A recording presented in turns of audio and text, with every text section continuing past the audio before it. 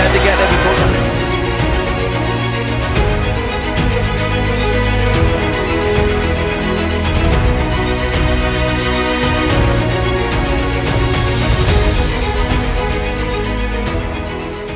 Thank you very much for joining us on the i2i podcast. How are you? Yeah, good. You? Yeah, good. Thank you. How's training been? It's been good. Boys have been working hard. Looking forward to get back into group sessions and games. Very good. Yeah, not long to wait for that. So to begin, I want to go back right back to the very start. Growing up in Northern Ireland, what was that like? It was tough. I know John gives me a bit of stick about it, tongue in cheek, but yeah, it was tough. Like day-to-day life wasn't really different, but it was just you're living in fear of shootings or bombs being involved. I mean, you're not really targeted, but it's like loved ones, innocent ones that got caught up in it. So affected me. Class friend of mine, his father got shot dead on a street corner, and one of my mum's best friends, her husband got shot dead in his kitchen. So it affects things, and like even the simple things, like I know I'm a bit old, but back in the day when we used to kick cans around the street and coffee jars when we didn't have footballs, and there was a time where one of my friends, Pico, he kicked a coffee jar just as a football, just kicked along the street as he was walking along, and exploded into his face, and he ripped all his bottom of his chin off. It was a coffee jar bomb that was thrown at the army or police that didn't detonate. So it affects you in a way. How do you deal with that then? Just really got on with it, really.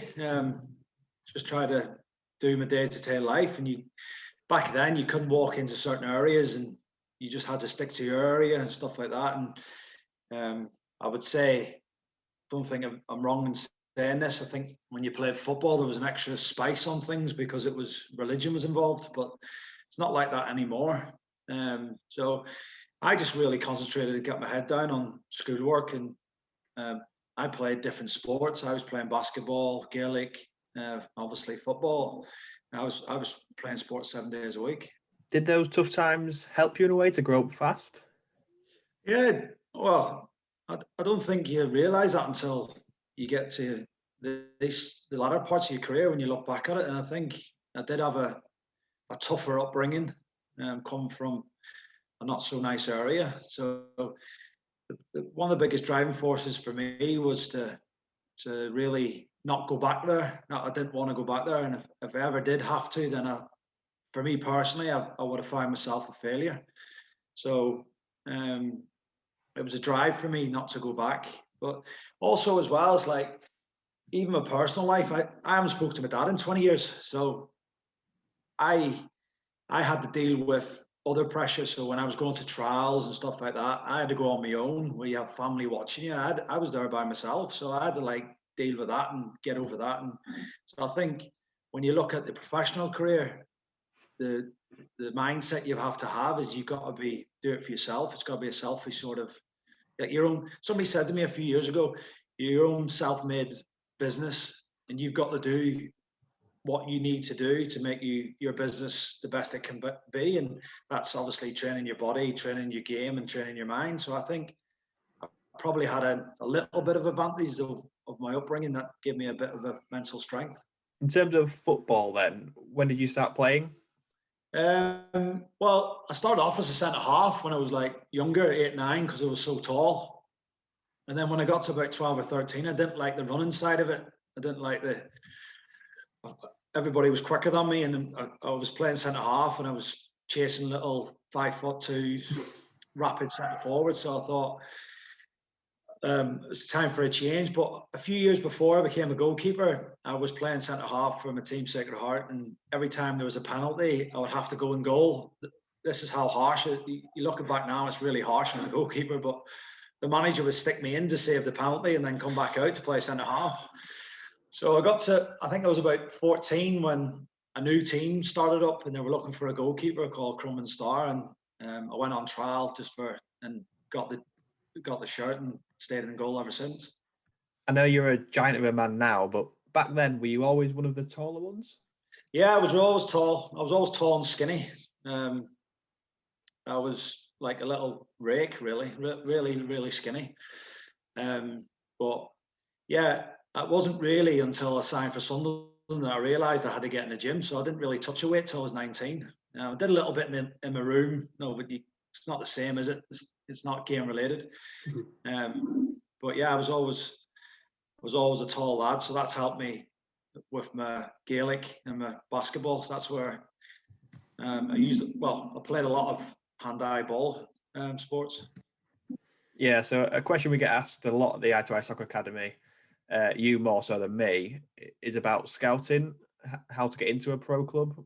Obviously, it's a lot different now to what it used to be. But were you just scouting playing at youth level? Is that how it works? Yeah, it was tough. It was tough for me being a Catholic back then in the late 90s, because predominantly the Belfast schools and Northern Ireland schools team was picked by the best Protestant manager, and he would pick basically his team that he managed at school level. So it wasn't a job that it was personally just his job. He would have a school job and an Northern Ireland job, so I couldn't really get in. So didn't get really scouted there.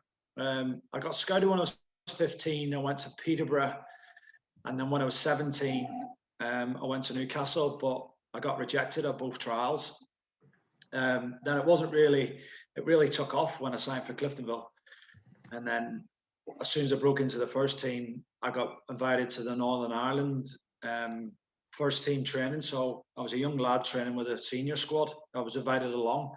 And then obviously when that hit the press, it sends alerts to clubs, and then all of a sudden scouts come to watch me. And I think by the end of it, I had five or six clubs watching me by the time Sunderland signed me. Yeah, you mentioned it there, but you started out at Cliftonville in Belfast, and this was essentially your first big step into the game, wasn't it? Yeah, well, I'd done a year under 16s, and then the date of birth went back, and I had to play another year under 16s. I was lucky enough. So when I was growing up in school, I always used to play against people in the year above, and I never played against my teammates or school. So the last year I got a chance to play with or against my schoolmates, and then I had about 3 or 4 Irish League clubs trying to sign me. And as I mentioned, I didn't have a dad growing up, so there was nobody to like speak to in my immediate family. So my mum went to my 2 uncles who have football backgrounds and said, "What shall he do?" And my uncle Jared said to me, "He's going nowhere. He's coming to play with me at Malachines." And I kicked off. I said, "No, I want to go and play. I want to go and play." And he said, "No, he's not ready yet." And I always say this: it was the best thing now when I look back that's ever happened to me, because I was 17 and I played a year at the top amateur level, and I got kicked from pillar to post, but it taught me how to deal with the physical side of the game. And I don't think if I had that year, I wouldn't have been as successful at Cliftonville. And the year that Cliftonville, I didn't go to Cliftonville, they actually won the league. So the year after I signed, I was number 2 behind, obviously I couldn't get in. It was a lad called Paul Rees. He was next QPR. He was flying in. We were a part-time team. He was flying in at the weekend. He was training on Thursday and then playing on a Saturday. So I was only really picking up, there was about 4 or 5 cup competitions in Northern Ireland. So I was picking up them odd cup games. But luckily I started to do well, and then he was having some personal problems, and the manager about December time turned and says to me, "We're going to get rid of Reece and we're going to make you number 1." And that was my big chance then. I knew I had to like get in and do well. Am I right in saying that you actually grew up near the ground of Cliftonville? Yeah, I only live around the corner. Yeah, I was a Cliftonville fan. I only live about 300 yards away from it. Solitude. So yeah, I used to go with my friends all the time. Some of my friends still go and watch them. So I was a Cliftonville fan growing up. It appears as though your career took off pretty quickly from this point, as you had a number of different clubs coming to watch you. Is that right? Yeah, it was. People think it's all glamorous, the money you make, but I was on £25 a week at Cliftonville, obviously semi-pro, and then I broke into the first team, and then on, I think it was Boxing Day, the newspaper, or the day after Boxing Day, there was a newspaper headline. It was all over the back page. Michael set for Birmingham, and I thought, oh, what's going on here? I've never heard anything like this, and I thought, oh, here we go. And then about a week later, the manager came in the office and says, oh, we want to offer you professional terms. And I says, oh, go on then. What are you offering me? He says, I'll give you £75 a week and 750 quid signing on. And I knew straight away, it was just, because I was a young lad, but I was in a team full of veterans. And so I obviously seek their advice, and they told me not to sign that contract because they said, you're going places. So they thought I was going to go over, we call it over the water. So I just said no, but I'm willing to sign and improve. So I actually signed for £50 a week and then 500 quid. But back then it was my night out money after the game on a Saturday, my friends. Do you know what I mean? Everybody knows about the nightclub. So I was like buzzing with 50 quid. So yeah, that was really then from then on. So about just before New Year's, I started like getting interest. And then I was playing, because I was young enough, I was playing first team and youth team. I'd only play youth team in the Youth Cup because it's quite prestigious over there. So it was a semi-final away at Newry. I turned round and there was Packy Bonner standing behind my goal. And obviously I'm a Celtic fan, and I thought, what is going on? So at half time, I'm going, oh, Packy Bonner's here. And one of the lads says, oh, he's a chief scout for Reading. I went, he's here watching me. So it was like starting to click on a little bit. So then week by week, there was also more interest. And then by the end of the season, I knew about 3 weeks before the end of the season that I was going. There was a fee agreed with Sunderland, but I had to obviously finish out the season. Then, funny enough, my last game for Cliftonville was supposed to be the FA Cup final, but we got chucked out because we played an eligible player in the previous round. So my big swan song was ended by Simon Gribben. At i2i, we obviously have a lot of athletes who go for trials. Just explain what that process was like, and how did you approach it at the time? I think going back to the Peterborough trials, I think you go in not really knowing what sort of standard it is, because obviously you're playing, and you go in and all of a sudden you get a big shock, and then it's the nerves start hitting you, and it's probably dealing with the nerves. So I was better suited for the Newcastle trial when I was 17. So I went in, and it was totally different this time. With the Peterborough trial, I trained with the youth team, but with Newcastle, they brought me straight in and trained with Shaka Hislop, Pavel Cernacek, Steve Harper and Shea Given. So I was training with them every day, and it was like an unbelievable experience. When you signed for Sunderland, were you kind of dreaming of what was going to follow, or were you quite level-headed as a teenager with your feet still firmly on the ground? No, I was always level-headed. I knew that it wasn't going to be, I'm going over to the Premier League. It wasn't, I'm not jumping from Irish League into Premier League straight away. I knew within 2 weeks, I got pulled in the office and said, you're not here for the short term, you're here for the long term, and you're going on a weights program. You'll be missing sessions, you'll be in the gym more. So I was doing like 4 or 5 gym sessions a week. There was days where I couldn't get out of bed because my muscles had seized up. I was doing that much weights. So they were giving me days off. So they were really looking after me. I went over and I think I put a stone of muscle on. I was 12.5 stone when I joined at 19. And by the end of season 1, I was 13.5 stone, and I was less body fat. So it just shows you the amount of work that, I think it's more adapting, I thought, was for me. And then all of a sudden, I've mentioned this previous times in ID clinics, that I had international goalkeepers ahead of me, and I wasn't anywhere near the Northern Ireland first team squad. So I think October time, I rapped the door and I said to Peter Reid, I said, oh, can I go out on loan? And he went, what? You've only just got here. I says, I want to play games. And he went, oh, I like that. I says, I'll see what I can do. And then November, I signed for Carlisle on a month's loan. And I did that for the 6. Oh, well, he was there for 4 years. I think I was in Reedy's office once every 2 months asking him, can I go out on loan? Can I go out on loan? And he loved that from me. He knew that I didn't want to sit there and just pick up the money. He knew that I wanted to play games. I read this online, so it may not be true. But didn't Ruud Gullit try and sign you for Newcastle just before you signed for Sunderland? Is that correct?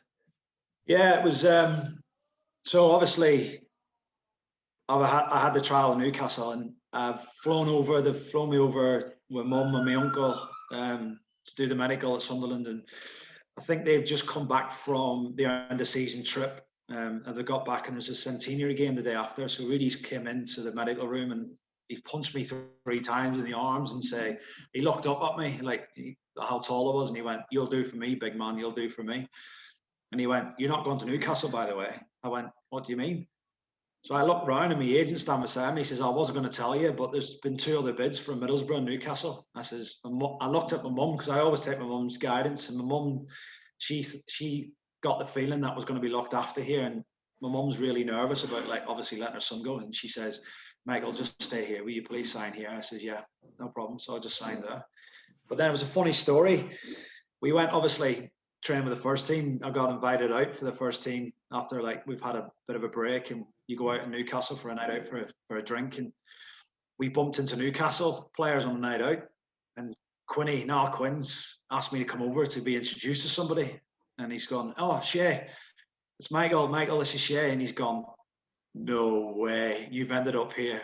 He said to me, "I cannot believe they didn't sign you when you were 17. I says, "Gobsmacked." He says, "Did they give you a reason?" I said, "There was just no room, because they had 2 players on the contract and they couldn't have another one, but they're really, really keen." So they must have kept tabs on me for the 2 years after. Do you ever wonder how your career might have gone if you had signed for Newcastle?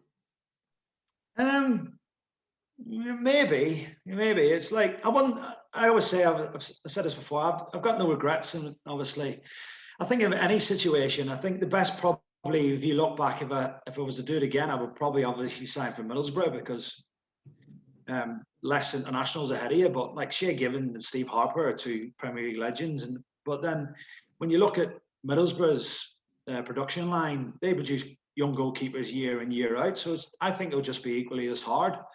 But I've got best friends now that I've met from outside football in Sunderland.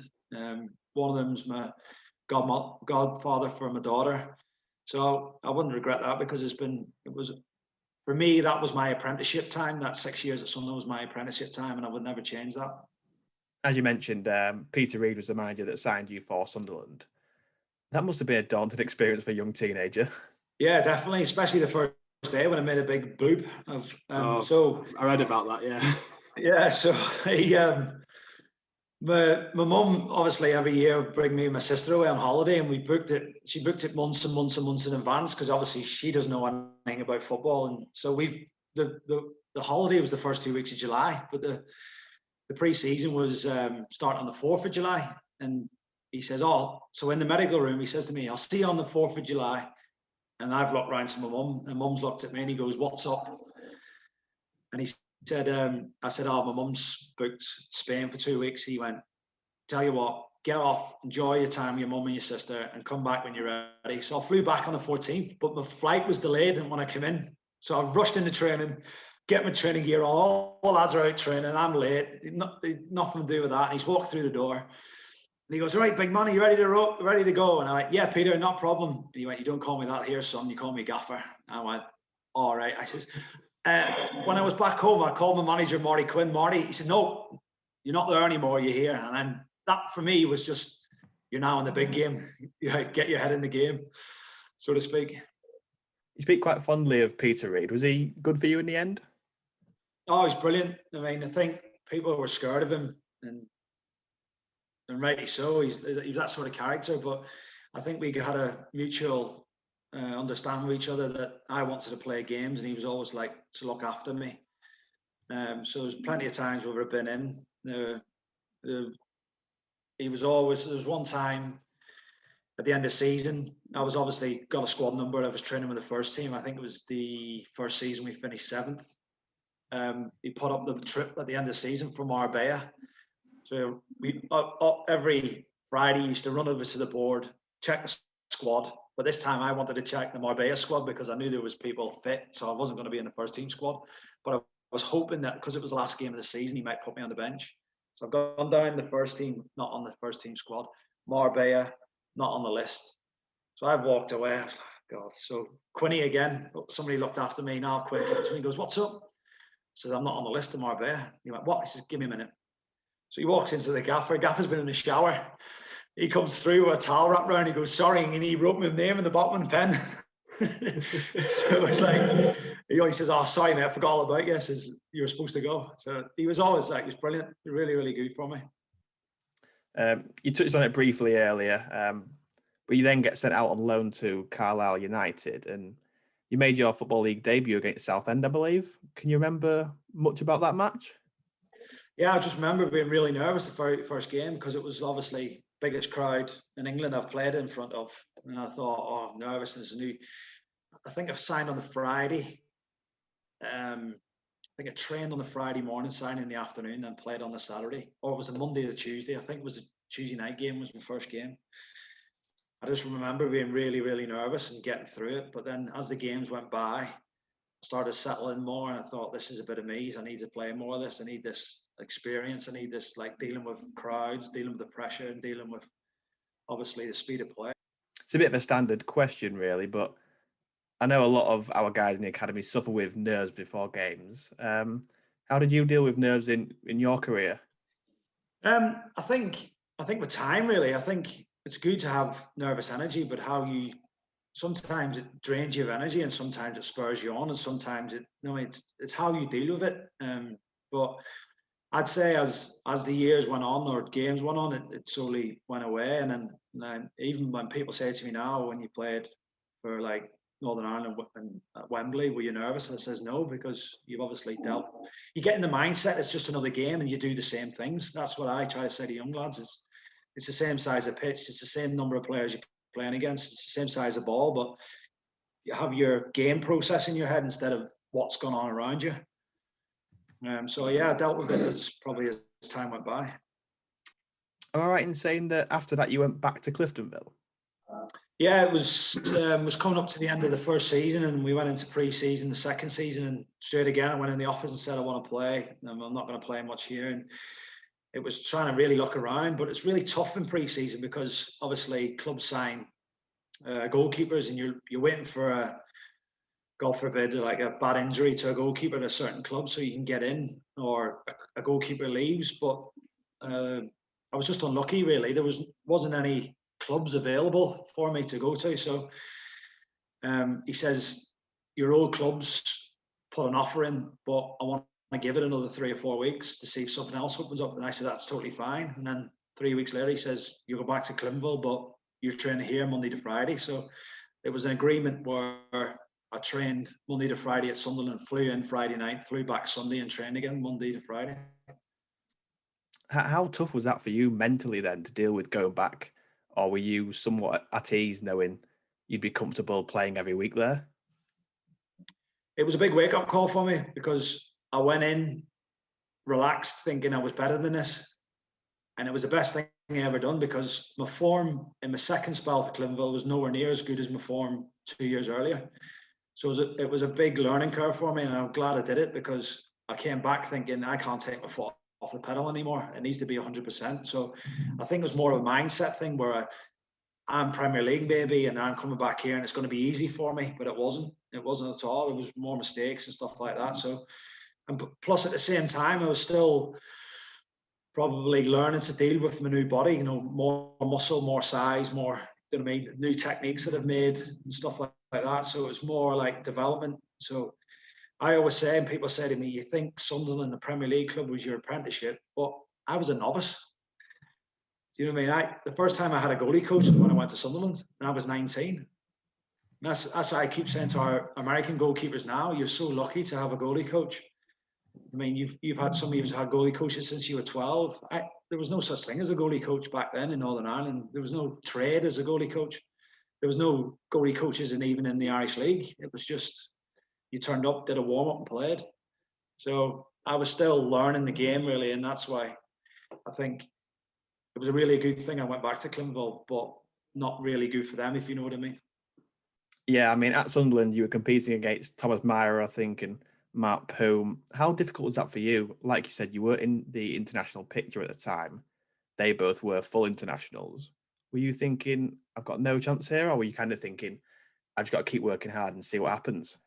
I always went in every day and worked hard. And I always remember, like, like the lads, when you go in, you meet the first team, you get obviously known nicknames and stuff like that. So Tommy Mara got a nickname, Tommy Voltarol, which is a anti-inflammatory. So he was always injured.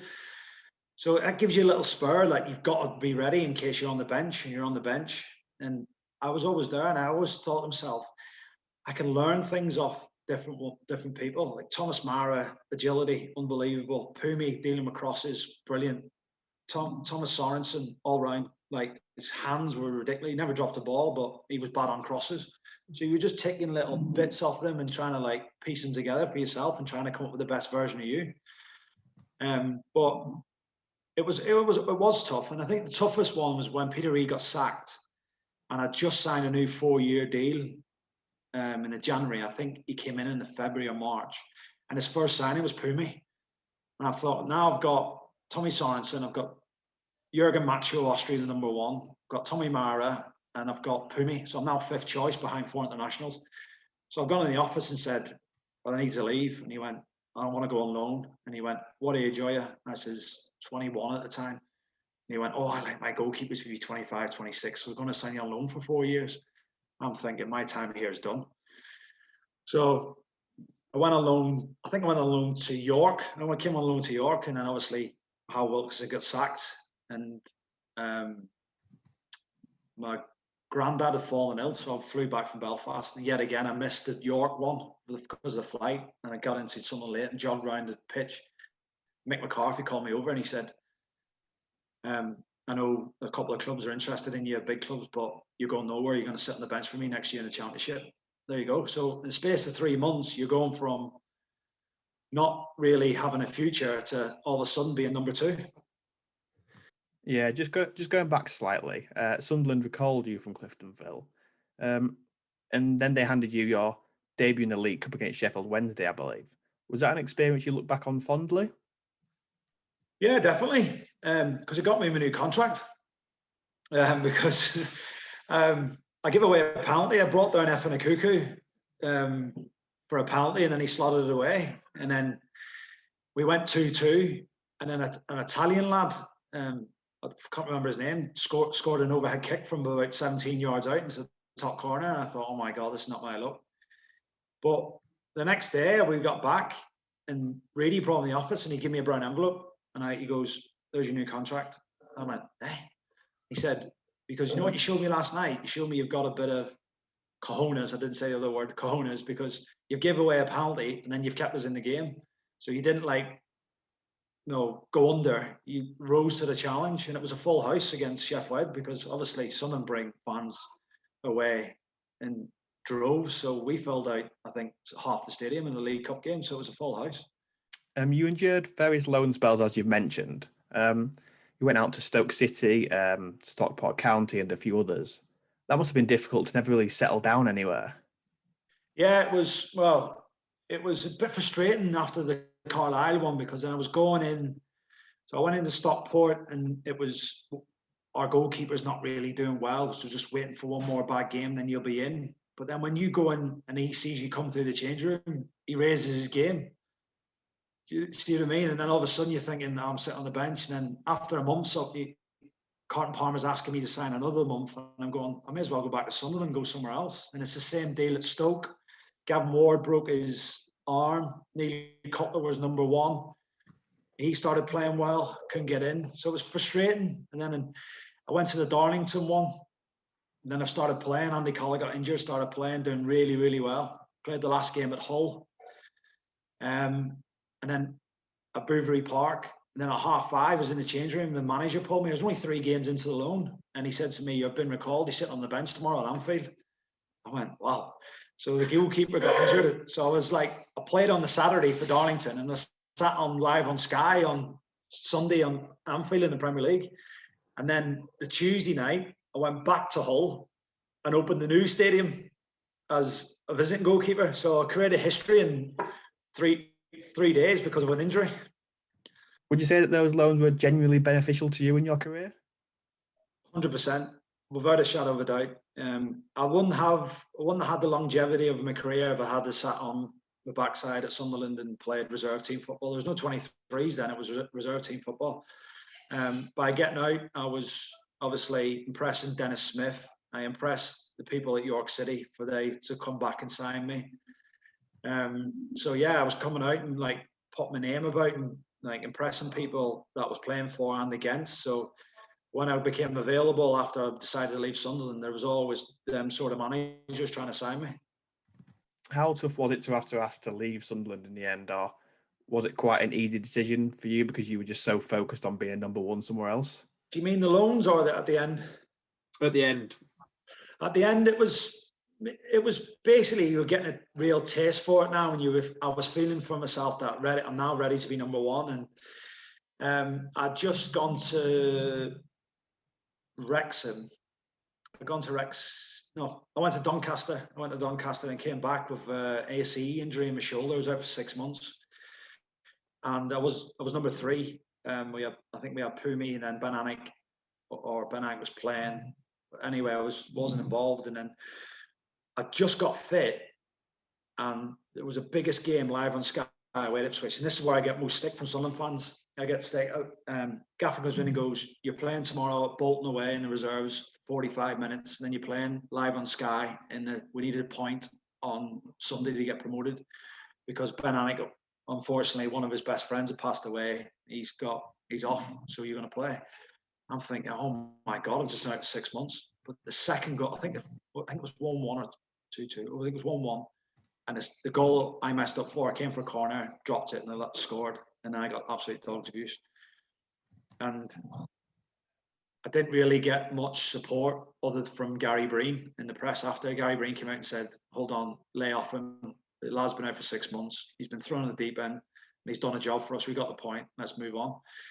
So then I went in the office in the summer, and Mick McCarthy said to me, "I'm going to give you another year. I want you to stay around and be like, no challenge." I says, "No, it's my time to go." And he says, "I totally understand." And that was it. I says, I had Dennis Smith at Wrexham, like really interested in me, and I thought I want to go back there and play. We'll obviously get onto York City in more detail a bit later on, but you joined on loan initially. Did you know in his first spell that this was going to be the club for you? Being totally honest, not really. It wasn't a club like all the other clubs. I wasn't really, because you've got your sights higher. No disrespect to the clubs, and that sounds really, I don't know, it might come across a bit arrogant, but at that time, at a young age, you got your sights higher. I was going on loan to get the experience to try and propel myself more into like the Premier League or Championship, and then obviously to try and get more games in Northern Ireland. But I loved my time at York City. So when obviously I've dropped down and it didn't really happen for me and they came available, I jumped at the chance. But if you had asked me back in 2002 would I have signed, I would have said no, because I had Celtic looking at me, I had Arsenal looking at me to go there, and there's a big gap, if you know what I mean. Would that have been the pinnacle for you then, signing for Celtic? Yeah, well, I was busting the sign. Mick McCarthy won't let me go, so I had to stay. They were watching me while I was at York, and I had a really good spell when I was at York. I think I kept 7 clean sheets in 17 games, and we nearly got into League Two playoffs. And there was obviously my agent was telling me they're watching, they're really interested, and I was going, "Please, can you force it?" But he said you can't put a transfer request in because it might not happen. I said, "All right, fair enough." So I was waiting for a concrete offer before trying to push it, but it never happened. Just going back to Sunderland for a second, am I right in saying that you were involved in some transfer deadline day drama with Coventry back in the day? There was probably just over loans. The one club that I always remember that always tried to sign me, and I kept saying no because I don't know what it was when I was a young lad, but I didn't want to go to London. I just didn't want to go. I don't know why, but it was Southend. Southend must have tried to sign me about 6 or 7 times on loan, but I just kept saying no. So if you look at my loans, they're all North clubs. I always just stay up North because I didn't really want to go down there and be too far away from Sunderland in case something happened. So, yeah, there was always, I mean, as you know, like transfer deadline days, hectic, and you, especially if you're not involved in the first team, you're always on standby in case. But there's always 2 or 3 gaffer call you in and say, "We've got this, this, and this," but they're waiting on somebody else moving out before you get in, and then 9 times out of 10 it falls through. Yeah, just looking at your Sunderland debut, your full debut, that is, that must still be an extremely proud moment for you. Yeah, definitely. It was quite surreal, really, because it was the day after 9/11. So we were driving down. We didn't obviously, because it was so close, didn't fly down. We didn't do the train. We went down on the bus, and I just remember the bus being like, you could hear a stone drop. We had the news on the TVs on the bus, and we were just like, we couldn't believe what was happening. And then there was a question mark over, because obviously how tragic it was. There was a question mark whether the game would go ahead, because they were talking about suspending it to pay condolences to the people that lost loved ones. So, but then all of a sudden it was just thrown in. So I don't really remember the warm up. I don't really remember. I just remember the game, just like embracing it and really loving it and thinking, "Oh, this is more. I want more of this." It was really, but then I give away a penalty and see an overhead kick. So I thought, "Oh my god." Now, I've taken this quote from the internet again, so it may not be accurate, but the manager at the time, Mick McCarthy, apparently said he knows he's playing for a future elsewhere, and I think that overall he's handled a tense situation really well. That must be quite a strange situation to be in at that time. We had a little bit of an argument. I wouldn't say a fallout. We had an argument because I was number 2 all year, and I think we got to the semi-final of the FA Cup, and Wrexham came in for me, and I said I don't want to go. I want to stay here and sit on the bench in the FA Cup. And he turned and says to me, "If you don't go, you won't play for the club again." So I thought, all right, I'll have to go. But then, obviously, when I came back, I've done well at Wrexham. He's off. Like, we're talking about a new contract, and I said I don't think so. I think it's time for me to move on. And then I have a mindset. I just want to move on and try to be at number 1. Your departure from Sunderland quickly turned around there, didn't it? As you went on to make your international debut for Northern Ireland just a few months later. Yeah, well, I was in squads for a while, and I knew it was there. Well, I should have made my debut away at St Kitts and Nevis. So we went on a Caribbean tour, and the second game, Laurie Sanchez has pulled me before the training the day before. He's pulled me and says, "We're giving you a debut tomorrow night." So we're just on a light session. Goalie coach Dave Bessant's put a bouncing ball in. I flick one round the post, and I've gone, "Oh, finger." So I've took my glove off, and my finger's hanging like this to the bottom. And I went, "Oh my God." So the physios came running on. He says, "It looks, we're going to pop it back in." He says, "It's just a dislocation." He says, "If there's no crack, you can play tomorrow night." I said, "Right, no problem." Because obviously Northern Ireland have to look after like the physios back at your parent club. So I've gone, and I remember this really, really small hospital, and there was loads of army around it, and I was sitting there for hours, and got in, got my scan, came back out, and there was a hairline fracture. I thought, God. So I've gone back in, gone back to the hotel. Laurie Sanchez has pulled me. He said, "I'm gutted for you," because I was going to play in the next game as well against Trinidad and Tobago. So you would have had 2 caps. I was gutted. He says, "You can go home by yourself or stay out here and just have a holiday." So that's right. So I was, there was training set. It was like a 10, 14-day trip, and there was training sessions. I was coming along just like watching. And one day he said to me, "Oh, we need an extra body. Do you want to train?" So I started playing up front in training. I banged a few goals in. So he told me to get stripped against Trinidad and Tobago. So I was sitting on the bench with a strip on. And I thought, he said to me, "No, not your goalkeeping strip. I want you to wear an outfield strip." So I'm sitting on the bench and thinking, no way. So about 20 minutes to go, he pulls me and goes, "Do you want to go on?" And I wish I had said yes. But I said no, because I'd rather make my debut as a goalkeeper than a centre forward. But if I'd have done it now, I could have been a history maker. Moving on to some more happier times, you made your debut coming on against Germany. Can you remember some of the Germans that were playing that day? I think Oliver Kahn, Michael Ballack, Podolski. I just remembered all of a sudden, wow, this is even quicker than Premier League. It's rapid. So I just remember going off the bench, Mike's come off. I mean, Mike's a big hero of mine, looked up to me, looked after me. Somebody I look up to, he's given me a hug, and I've gone on. And it's obviously at Linfield. So the rivals of Cliftonville. And I thought, am I going to get booed here, or am I going to get cheered? And I got the biggest stand ovation ever. And all of a sudden I just went, wow. And I got a little bit emotional. And then obviously I got into the game. I think we're 3-1 down, and the through balls come out, and I think, oh, this is, he'll come start sprinting out, trying to slide out. Who's running at me? Podolski with afterburners on, and he's just gone touch finish, and I've gone, welcome to national football. I'd have thought, oh, I need to get it quicker next time, or higher start position. But it was brilliant for me. It was just like a really, really proud moment for me. Yeah, I think you've actually gone on record and said you were holding back the tears when you came on due to the reception that you got from the crowd. How do you possibly keep yourself together in that moment then? It was just a minute. It was like a split-second thing, because obviously we talked about the situation in Northern Ireland, and I've lived away from it for 4 or 5 years. But I mean, back in the days when we played Linfield, I was like hated amongst Linfield fans because I was always like doing stupid things, like winding them up behind the goals and stuff Not like like you. that. But so I didn't really know what sort of reaction I was going to get. So when I got it, I mean, obviously Northern Ireland fans are not all Linfield fans. I mean, they're obviously fans from all around Northern Ireland. So when I got it, but it was mainly the cop, and the cop gave me the stand ovation, and it was like, wow, as I was running in, and I just took a few more seconds, and I think I had a towel with me, and I threw it down and pretended to rub my hands with a towel and got a drink of water and just composed myself, and then you're back into click mode again. You click back into game mode. Yeah, but it was a really nice reception. A couple months later, you're actually in the squad when Northern Ireland beat England 1-0 in the World Cup qualifier. Imagine you were really enjoyed being a part of that one.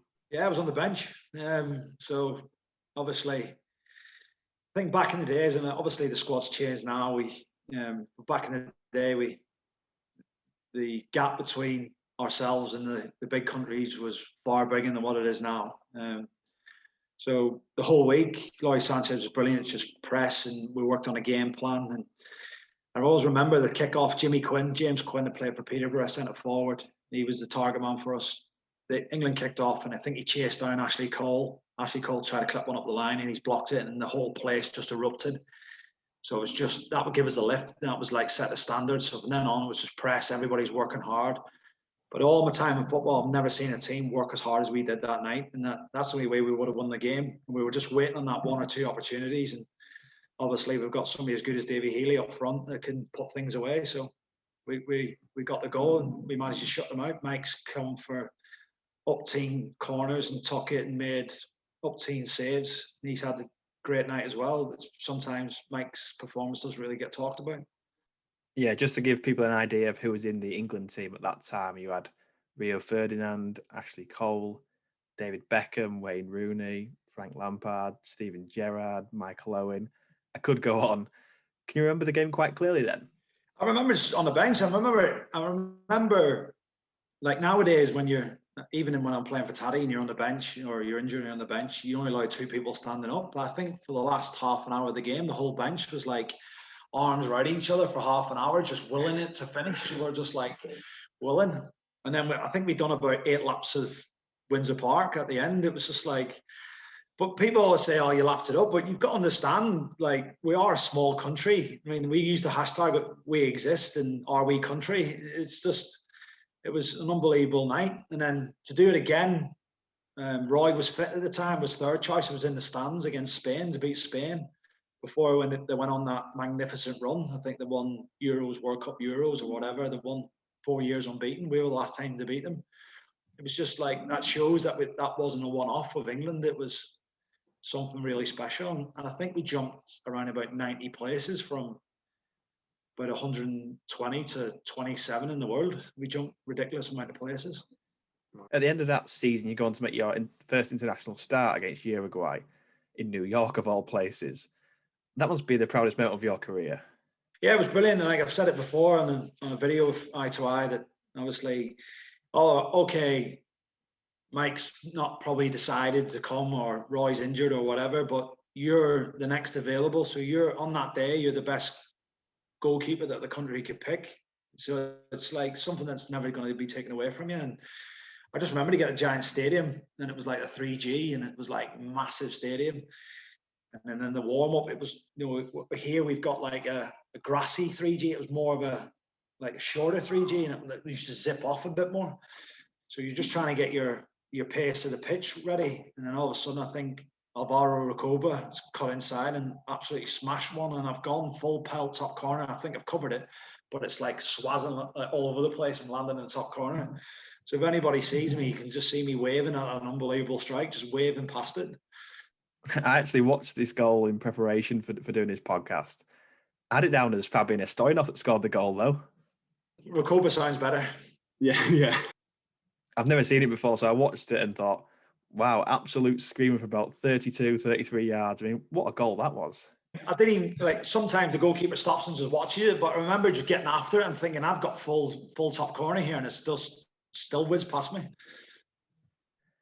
Moving back to your club career now, you ended up going back to York City on a permanent basis. Did you ever envisage that you'd go on to make over 300 appearances for the club and keep over 100 clean sheets? No, not really. I had a bit of I would say a season where I signed to Hereford just to stay in the game because I've got injured at Wrexham, a hamstring, and gone to Hereford late August before I signed. So I was out of football for 2 months. I missed the pre-season, and I was in a team that got promoted from League Two. Goalkeeper got player of the season, fans player of the year. So I was just thinking, I was on a promotion trip to Napa, thinking to myself, where do I go from here? So I got a phone call from Graham Turner, and he says, I'm going to give you another 2-year deal, but you're too good for me to sit on the bench. You need to go and play. So I drove up to York. I give them the first option because obviously before I really enjoyed the town and the city, and obviously the ground, the people that was there before. So I went up, and I was really wanted. That's all I really want. I want to be number one. I really want to have that feel of being wanted, and I got that from the chairman and obviously Colin Walker. And I signed a 2-year deal, and it was, for me, my thoughts on weren't getting back up the leagues at the time. It was just trying to get as many games as I can. I needed to play again. I didn't really have my career where I was playing for year after year after year. So I just thought, whatever happens, happens. And then I think very quickly I fell in love with the place. And there was numerous number of times I've had the opportunity to leave York, but I just wanted to stay because I really enjoy being here. And I always thought that after about 3 or 4 years at York that I could end up living here. So you get all the way to Wembley in your very first season. What was it like walking out there for the first time? It was quite,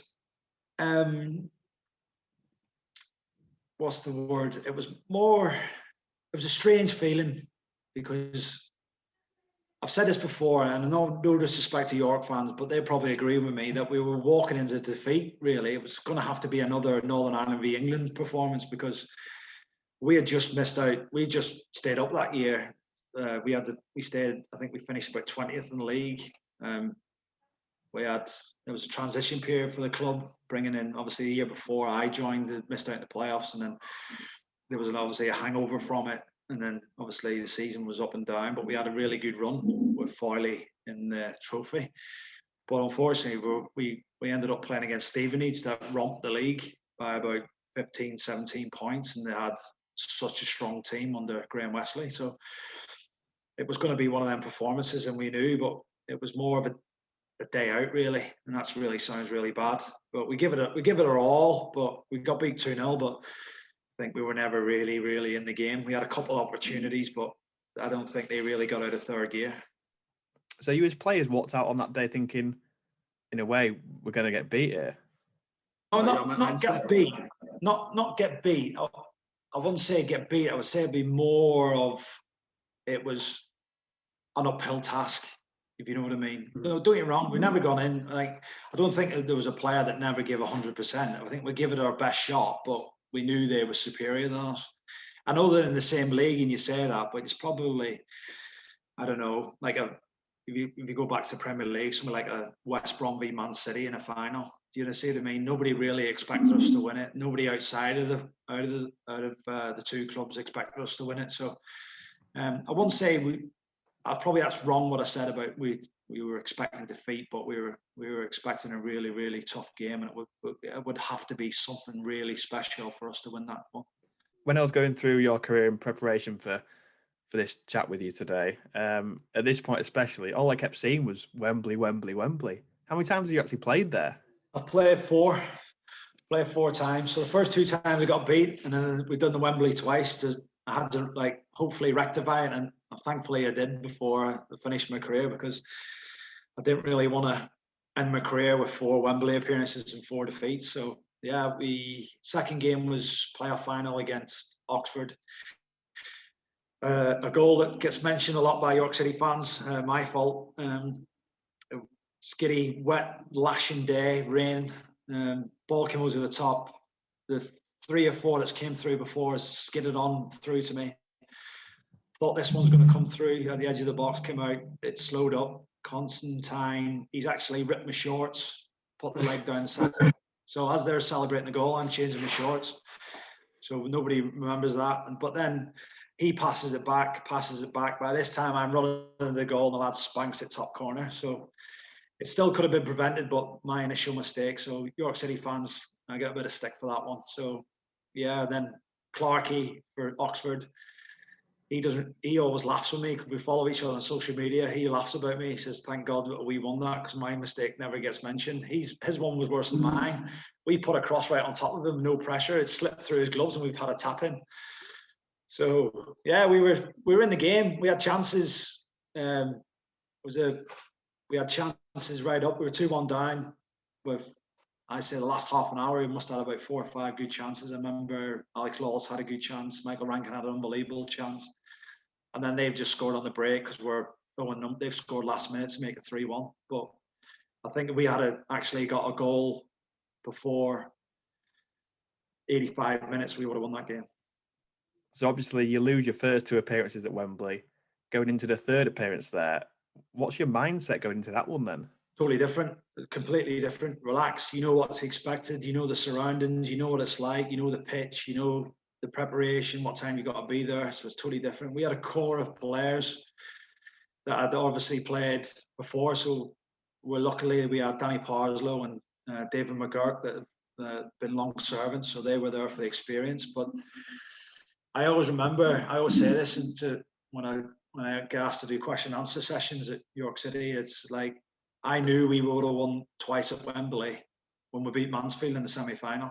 I just knew it, because no matter what happened in the Newport game, that was just a day out where we knew that we were the flip side of it. We knew that we were the Stevenage compared to Newport. We were the ball playing team. We could score goals. We beat Newport previous times and stuff like that. We were really confident. And it was to give the others that day out, that experience before the bigger one, the week after. So your Matty Blurs, your Banges and all them boys, they got that experience. So I knew, because we had the 2 games in a row, that we would have won the playoff final. And we already had Luton's number. They didn't know how to beat us. The record against Luton's something scary, but then again, if you look where they are now and where York are now, it shouldn't really have happened. Yeah, I won't mention that. So you win at Wembley, twice in just over a week. That must have been some party. Well, we had a party.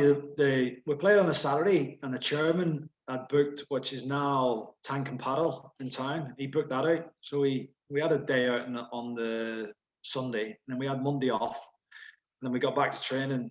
But as soon as we won, the only bad thing about the second one is me and the captain got selected for drugs testing. So I've run off the pitch, and the physio stopped me as I get off, because I didn't know this until then.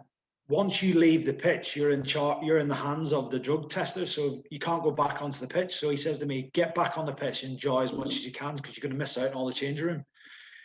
So I remember we went round, and the Luton captain and the Luton centre half, we're sitting here, we're winning winners' medals around our necks, and them 2 are devastated they've just lost. And I just remember saying to them 2, I said, lads, keep your heads up. I said, I'll tell you what, do you want a beer?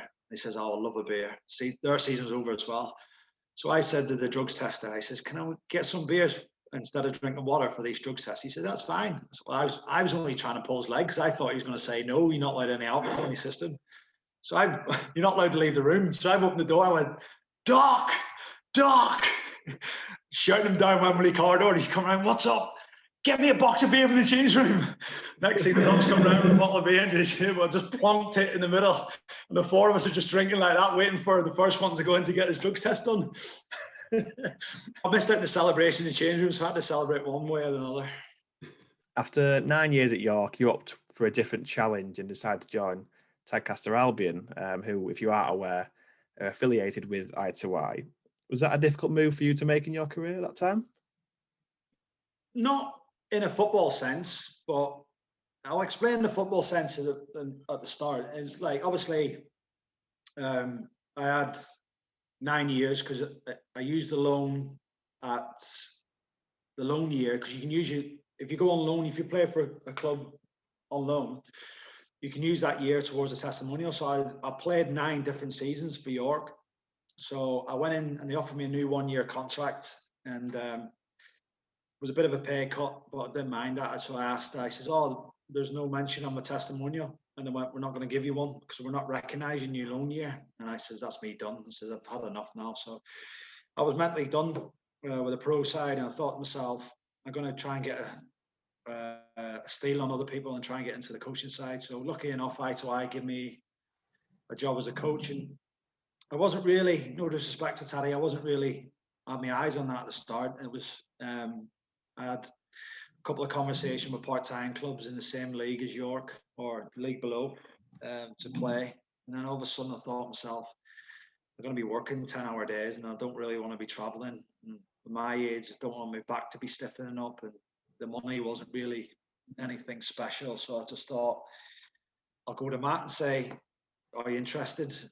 Can we talk about Taddy? And then obviously he came, but there was no problem with me dropping down that level. My mind, that mentality, that mind is, I would play anywhere, but it was just, I got a little bit frustrated with the mentality of players that I was playing with. And there's no disrespect to the players I play with. It was just getting them to realise the way I was when I went on the Clipperville loan, that things don't get handed to you. There was people going, I was playing with players with a lot of ability that were just going through the motions. Now, I remember the first 2 or 3 years, just always put my arm around, you've got to work harder. It won't get handed to you. You've got to make it happen. And then it was just that side of it. Once I got my head around that, I was fine with it all. So you were, what, 35, 36 when you joined Tadcaster? Many would have retired at that point. What made you want to carry on? I probably since the turn of 30, I always said to myself that other people's opinions don't matter to me. And that when I finished the pro game, I know I could have played another 2 or 3 years in the conference or League Two. And that's not me being arrogant. I just know that. My last game as a pro was man of the match away at Morecambe in League Two. So I know I could have played another 2 or 3 years. That wasn't what it was. And I just thought to myself, it's about time I give something back to like younger lads. So I had the impression of just going to Taddy for 1 or 2 years to play out my days, enjoy a bit of crack with the lads.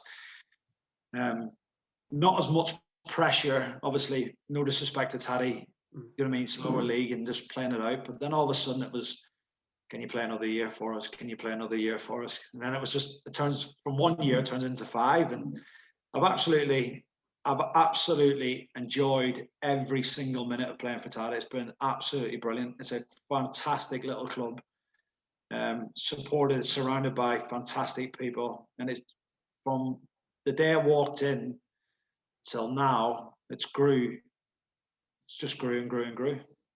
And you must have really enjoyed playing the same team as your good friend and colleague, John O'Greening.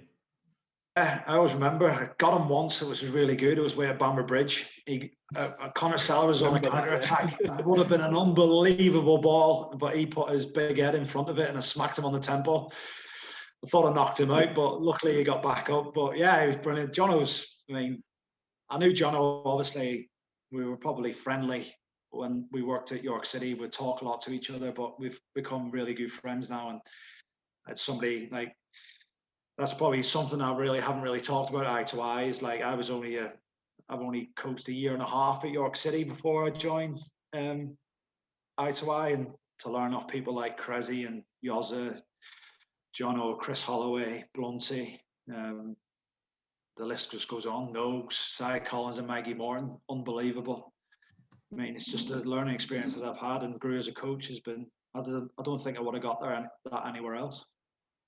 Just going back to Jono for a second, I remember when he tried his hand at goalkeeping that time in training last year, Has he got a future as a goalkeeper, do you reckon? Well, he was chirping on like he wanted to go and goal. So I think I ran to the car at training and gave him the gloves, and he did a bit, and then I think he was stiff for about 5 days after. He says never ever again. So it's a totally different position when you're getting them old hips to hit that rock hard floor and get back up again. It's a totally different kind of fitness. I mean, goalkeepers can't run, but outfield players can't hit the deck. It's just the way it is.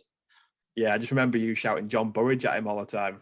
I thought at one time I thought he had a ball under his top. I thought he was trying to take a ball home. Moving swiftly on.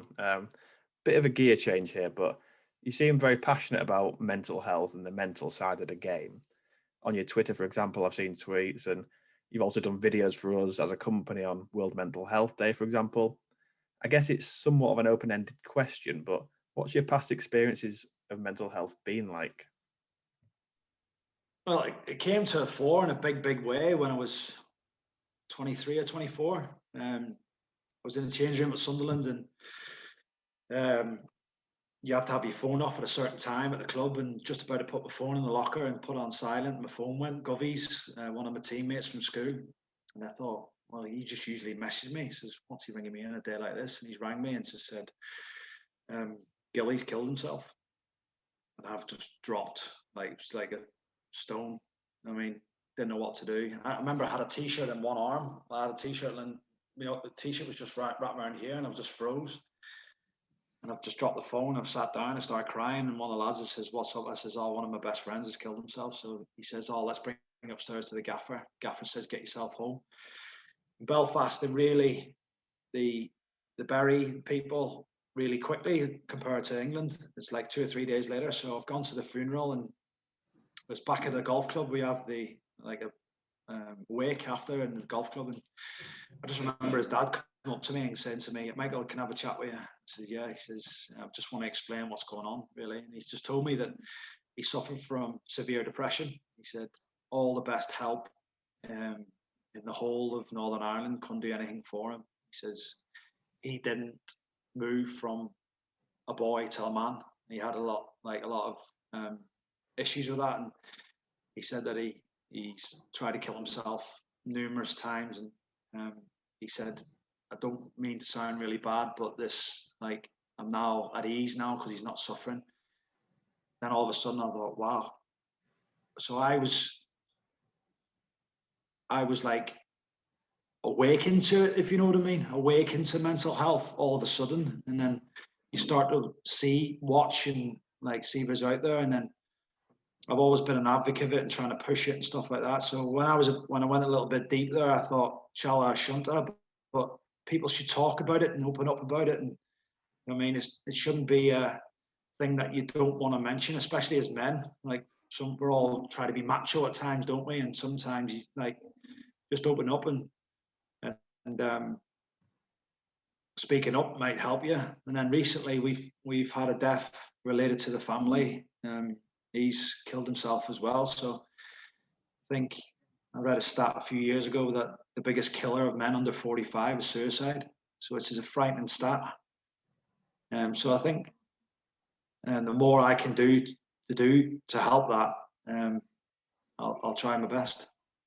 So for anyone that is potentially struggling with mental health, what would that be your main advice, just to talk about it and constantly get it out of your system? Yeah, I think the hashtag I use is probably the best thing. It's like, it's okay not to be okay. I mean, don't be afraid. It might not be. It might be just a little bit of stress or a little bit of anxiety, but it might be the start of something. If you can nip that in the bud straight away, I think we're all different, aren't we? And you might not want to open up to certain people because you might think you might get a bit of ribbon, or you might be seen differently, or people might not want to be around you. But if you speak to someone, you can get some help from somewhere. You can speak to a stranger, or you can speak to, there's more and more charities that are helping. And obviously with what's going on in the world and people losing jobs and stuff like that, it's probably at an all-time high now. So my advice would be, just don't be afraid. You might get rejected, but go again, ask somebody else. And just one little piece of advice or one little praise might give you that lift that you need to or somebody might give you suggestions to deal with things a little bit a different way, and that might be the solution to you, or you know what I mean? So just try and speak up as much as you can. Absolutely. Moving on to your role as head of goalkeeping at the i2i Soccer Academy now, how much do you enjoy coaching our student athletes? I absolutely love it. My boys are the biggest bunch of crazy kids I've ever met in my life. They're brilliant. They make me laugh every single day. They're an absolute joy to work with. They're just brilliant. I mean, I've been at it 5 years now. Luckily, the directors give me 99% free rein on the goalkeepers to build my philosophy and my ideas and the way I want to do things, and it's been absolutely joyous. Like even today, I've just been laughing all day with Marco Satriano all day. We're just training. He's brilliant. It's just characters. They're really characters. I mean, they come over and you can't knock their attitude, their desire, their determination. Whatever you throw at them, they just want to do it. They want to do it better the next time, the next time, and the next time. It's absolutely fantastic. As you mentioned, you've been with us from the very start back in 2016. How much pride does that give you, seeing them go through the whole 3 or 4 years and develop as goalkeepers and as individuals? I think I take more pride in the development as individuals more than goalkeepers. I mean, if I won't be doing my job within 3 years, they won't be leaving us as a better goalkeeper. But I think we get them at the right age when they're 18 and they're just coming towards the end of that then boy ages, if you know what I mean. And then we get them for them 3 years when it's the start of the man ages, and you can see that development. Like the social and mental side of things, the growth is just amazing. Like from where they're some coming as really shy individuals, and by the end of it, they're bubbly characters and they know how to get about and they carry themselves. Body language is much more confident, stuff like that. It's just amazing. You played a large part in the development of Leon Poles, who was with us at i2i before signing a pro contract with Shamrock Rovers in Ireland. Is that one of the best parts of your job, when you see one of your own kind of progress up to the pro game? Yeah, it's, you know, you don't come into it hoping. You'd be a fool if you try and say you can get everybody a pro, because if you just look at the stats of the pros just to make it, it's ridiculous. But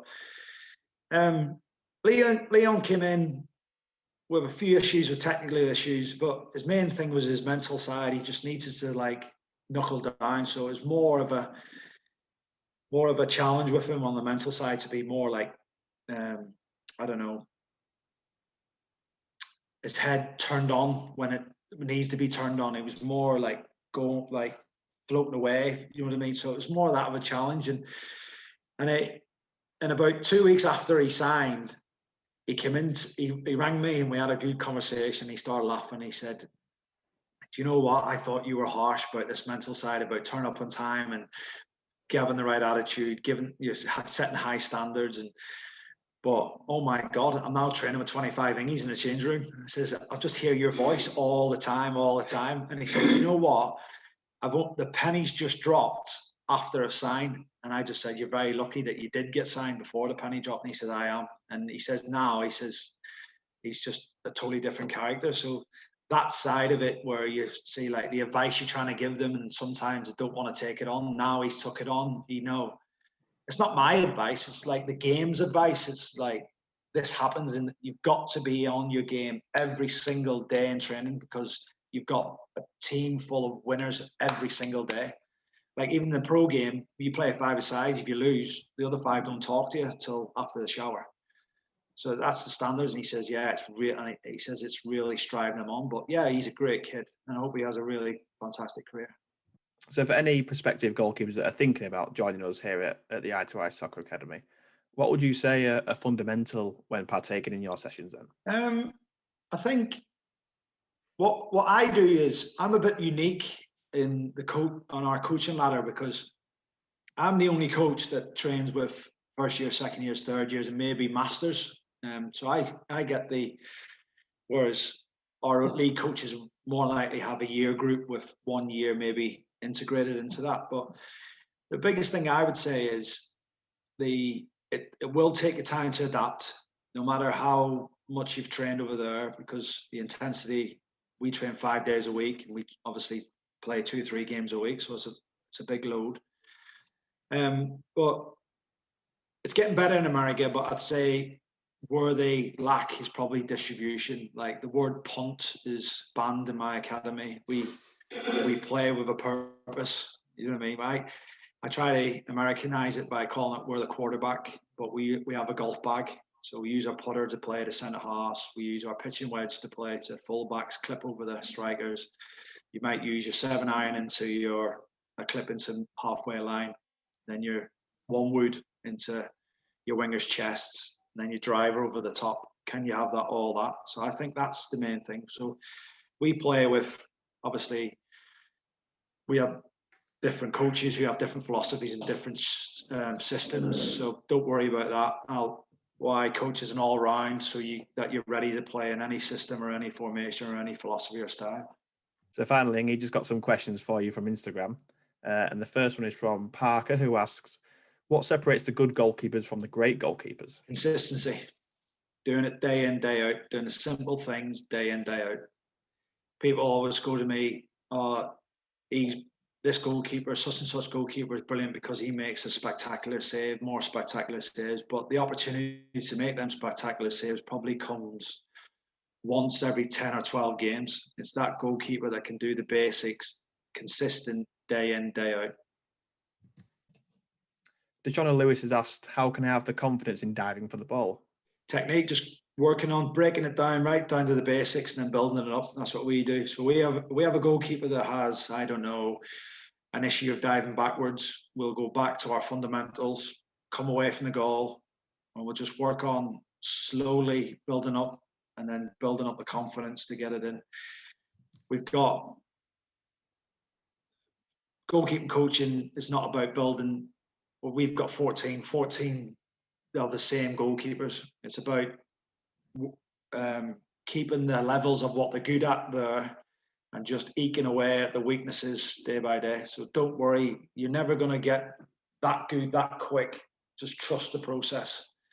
That's what I say. And then we're always doing different sessions to break down sessions for different goalkeepers here. So don't worry about that. Tommy Brown is a goalkeeper in your group with us, obviously, at i2i. And his dad, Scott, has asked Sunderland or Newcastle. Should be an easy one for you. Easy. Sunderland. Red and White Army. Up the Mackhams. And just finally, we'll end on a question from Marco Satriano. And he wants to know, how do you feel when you wake up in the morning? I feel unbelievable because every Monday, Tuesday, Wednesday, Thursday and Friday, I get to meet my little Californian, Marco Satriano, who brightens up my day. I think that'll do it for today's episode. Inge, thank you very much for joining us on the i2i podcast. No problem, Jay. Enjoyed it. We'll see you next time. See you next time.